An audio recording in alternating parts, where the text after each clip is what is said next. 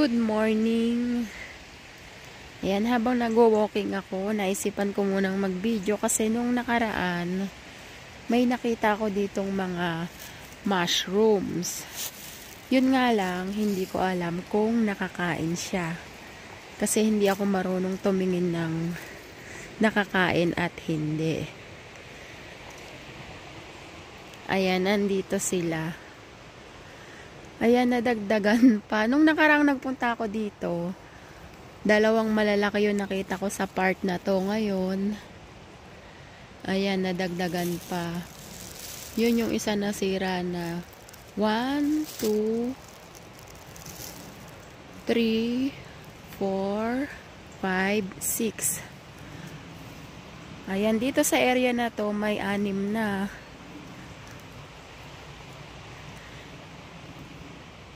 Malulusog yung kabuti. Kasi nga maganda yung lupa. Tingnan nyo naman, kahit yung mga damo malulusog din. Yan, maghahanap pa ako. Nakakatuwa lang kasi kung nakakain man siya, edi maganda kasi nga malusog. Pero dahil hindi nga ako marunong tumingin ng nakakain at hindi, hindi ko kinukuha.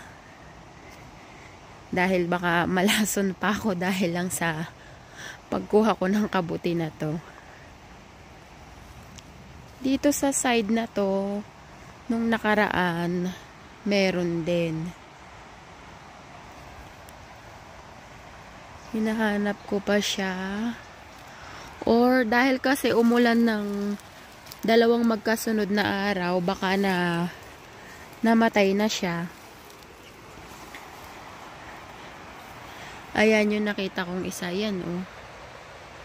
Nasira na siya. At ayun, meron pa ding isa. Bali, 2 silang malalaki. Ayun, may isa pa. Ayan, no, sira na din. At ayun din, no. Wow, ang lalaki nila. Nakakatawa lang kasi malulusog.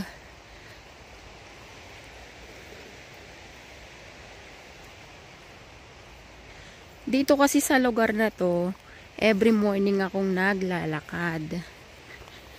Siyempre, importante yan sa kalusugan natin. Ayan, tingnan nyo ang ganda dito.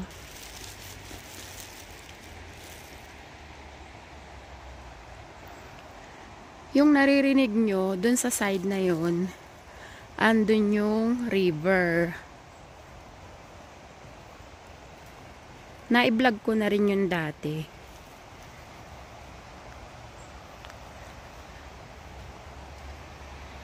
Diba? Ang sarap maglakad-lakad dito sa kagubatan.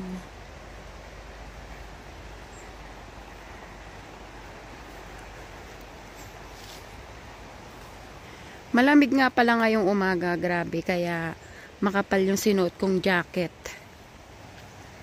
Dahil naglalakad-lakad nga ako dito, syempre, para hindi tayo ginawin.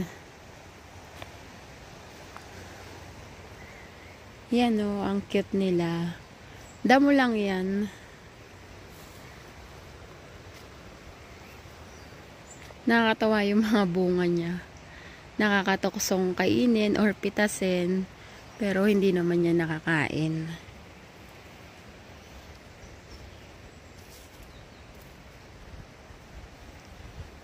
Sabi nila, yung ganitong klaseng yan, nakikita nyo ba yan?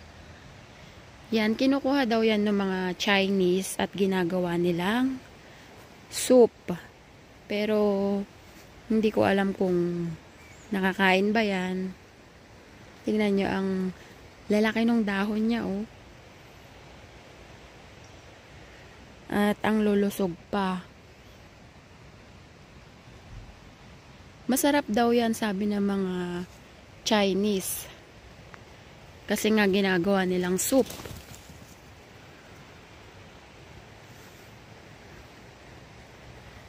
Nakakatuwa lang pagmasdan kasi tingnan nyo naman, green na green. Talagang nakakawala ng stress. At nakaka-relax. Talaga namang pati problema yung dinidibdib, mawawala. Pag ganito yung lugar na pupuntahan nyo. Diba? Pasikat pa lang yung araw. Kasi alas 8:30 pa lang dito ng umaga.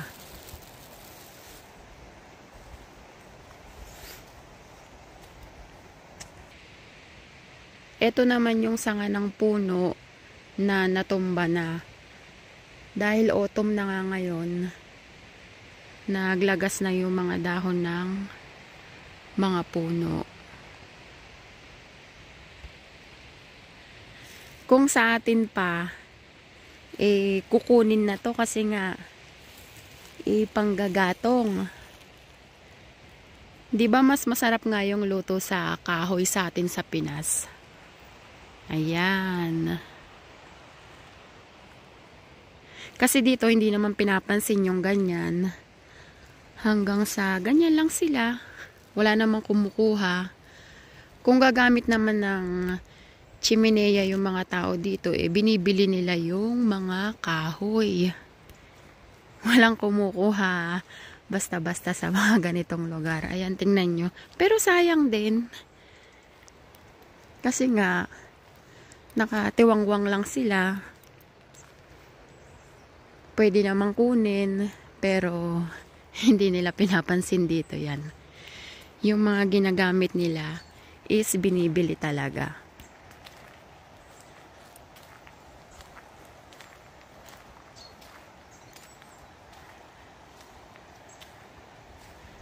Ayan, dito rin sa side na to, ayan, natumba na.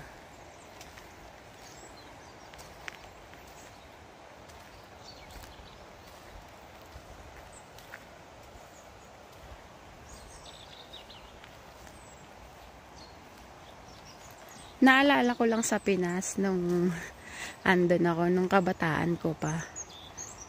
Pag ganitong umaga, nagwo-walking din ako.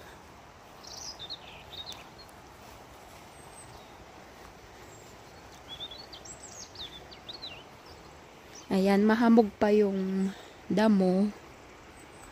Kasi, bukod sa maaga pa, malamig talaga ang panahon.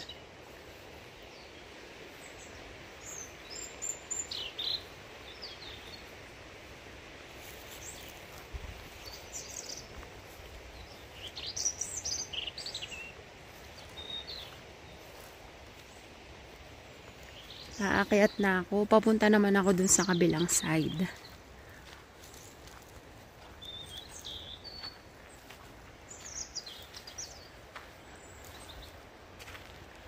Ayan, puro damo pa rin yung makikita. Pero maganda siya kasi nga green na green.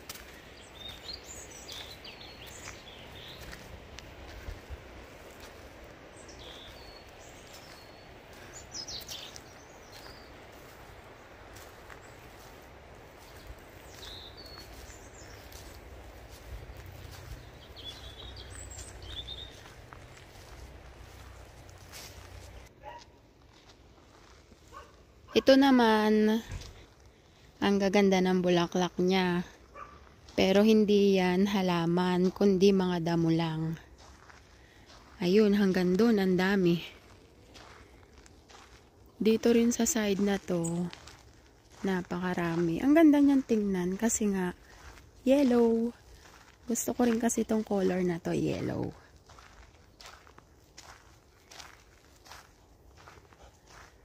Yan, damo lang yan lahat pero ang ganda niya, para siyang halaman.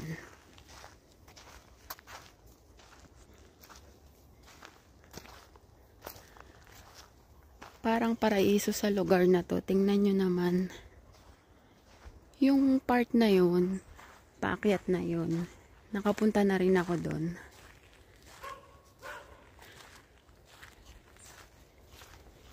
Ayan, dito mas makapal pa. Ayan, ang ganda.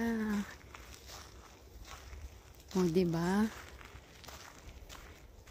Sa ganitong season nyo siya makikita.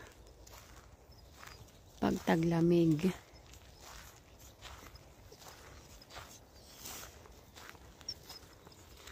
Yan, dito sa side na to makapal din. Ang dami nila. So hanggang dito na lang muna mga loves. Dahil maglalakad-lakad na ako. Sayang yung time ko.